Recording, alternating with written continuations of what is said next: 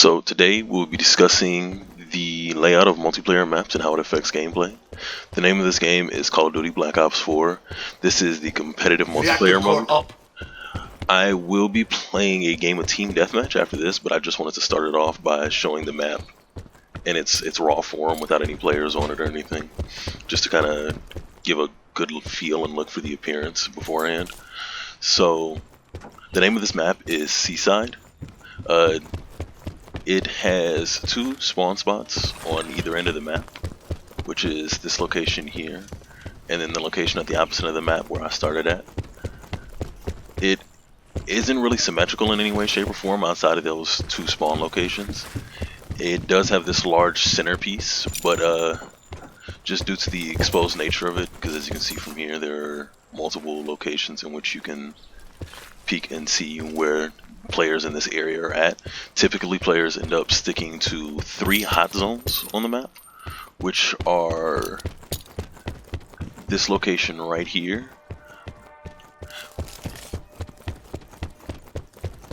this location here, and this location here. This map has been set up to support a lot of different game modes, but like I said, we'll be focused on the team deathmatch portion, so it's just based off of attrition. It's a war of attrition, player deaths. As you can see, the level design is a little claustrophobic outside of that one open area there. It's a lot of closed corridors with maybe slightly larger open spaces, but a lot of sharp corners to be turned around. Even the streets themselves being rather narrow and filled to the brim with different things such as you can see, tanks and all of these different vehicles.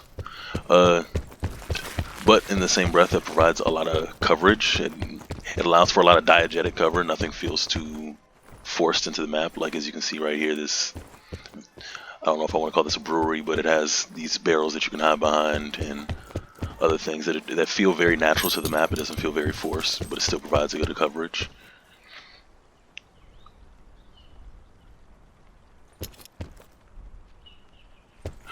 Just because the map is not symmetrical doesn't mean it's kind of unbalanced, because in that same breath, because the player spawns flip a lot in this game, in this game specifically, whenever you move around too much, the player spawns flip, and then players get a chance to experience both sides of the map. There are no pickups or power-ups in this game. There are kill streaks, which is, if you look at the right side of my screen, you'll see it says 550, and then it has 3 images there. Those are the kill streaks. After you get a certain number of points, you start to unlock them one by one, and they cause different effects on the map. So that very bottom one is a UAV. It reveals enemy player positions on the map. The one above that is called a Hellstorm missile, which causes the missile strike to come down from the air above, and then after that is an attack chopper, which lingers on the map and just kills enemy players. To compensate for these kill streaks, because obviously they sound very powerful, they have these indoor portions that you can see right now, in which players can avoid being attacked by these helicopters and missile raids. Nothing can come down into here, as the map is not destructible. There is no centric set piece for this map. The map is based around a war zone. As you saw, there are like tanks and other vehicles that have destroyed this building here. But outside of that, the map is honestly mostly intact. It's meant to capture this, once again, claustrophobic, this market feel that it has. And so there's a lot of barrels, there's a lot of boxes, there's tables and chairs everywhere, which creates these kind of tight corridors in which when you run into other players, you run into players quite often, and it's usually a very close quarter shootout. The map doesn't have too much verticality. As you can see, I just hopped on top of this tank, but overall that's and then this sniper position here, but overall that's about it. There's not really too much else in terms of verticality. These two sniper positions, I would say, would be pivotal if not for the fact that because this area is so open, players tend to avoid it. So these sniper locations end up often not being used, occasionally coming in to peek in them just to see in case you can spot somebody, but outside of that, it's not really much more.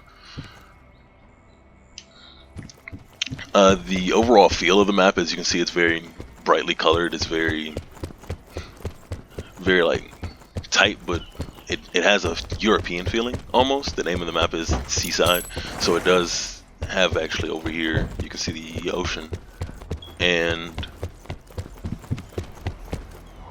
while it does have a very like, you know, dark undertone due to the first-person shooter nature of the game. This is one of the more bright maps, and in turn, it kind of makes it very memorable. Especially because it allows players to kind of escape and go to a location that they've never really been before in most case scenarios.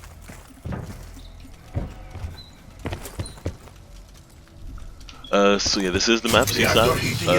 I'm actually about to exit this one-player game and throw in some bots, and then you'll get to see it in action. Help them to a draw.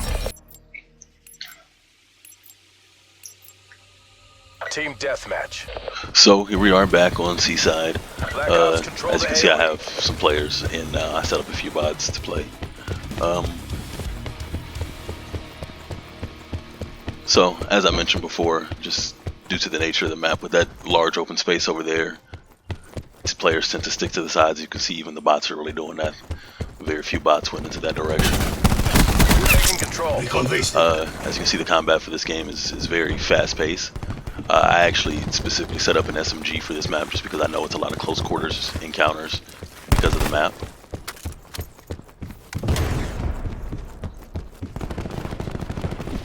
Like I said before, you can come up here, you can get a nice vantage point and see if there's any enemies in any of the areas.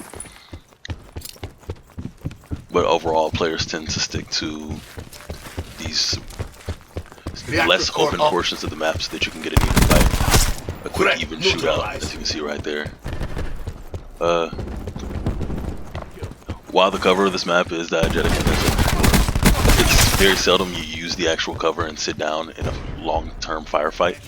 It's more to your advantage to move, which is kind of what this map supports. As you can see, there's a lot of, whenever you come into a room, there's a lot of centerpieces that you can kind of maneuver around in one direction or another, which is really key to combat, trying to figure out how you can maneuver and get the jump on an enemy. Threat neutralized. Especially in these tight quarter spaces. So the centerpieces in the room really act as a natural cover in a sense. But this is probably about as much as I'll need for this. It pretty much covers the overall feel of the map. Crash kill.